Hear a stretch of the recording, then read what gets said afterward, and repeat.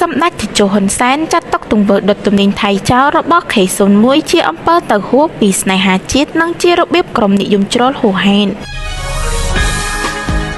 សម្ដេចតេជោហ៊ុនសែនបង្ហាញការខកចិត្តចំពោះលោក K01 ដែលប្រមូលមនុស្សថតវីដេអូធ្វើសកម្មភាពពាក់ព័ន្ធការដុតចោលទំនិញថៃហើយបង្ហោះលើបណ្ដាញសង្គមដោយសម្ដេចតេជោបានចាត់ទុកទង្វើនេះជាអំពើទៅហួសពីស្នេហាជាតិនិងជារបៀបក្រុមនិយមជ្រុលហួសហេតុនៅយប់ថ្ងៃទី20 ខែតុលាសម្ដេចតេជោហ៊ុនសែនបានបង្ហោះសារលើទំព័រ Facebook យ៉ាងដូចនេះថាសម្ដេចទៅបានមើលវីដេអូរយៈពេល8នាទីរបស់ក្រុមដែលដឹកនាំដោយលោក K01 តាក់ទងដល់ការធ្វើពហិការឈប់ប្រើប្រាស់ទំនិញថៃសម្ដេចពិតជាមានការខកចិត្តចំពោះអំពើមិនគប្បីរបស់បងប្អូនទាំងនេះពិសេសសម្រាប់លោក K01 តែម្ដងសម្ដេចតេជោគូបញ្ជាក់ថាការដុតចោលទំនិញថៃការដាក់បណ្ដាសាចំពោះអ្នកលក់ទំនិញថៃដែលនៅសេសសល់លក់មិនទាន់អស់គឺជាអំពើទៅហួសពីស្នេហាជាតិនិងជារបៀបក្រុមនិយមជ្រុលហួសហេតុសម្ដេចតេជោប្រធានប្រសិទ្ធភាពបានបញ្ជាក់ថាប្រជាជនកម្ពុជាច្រើនណាស់ដែលធ្វើពហិការប្រើប្រាស់ទំនិញថៃមានស្ទើរតែ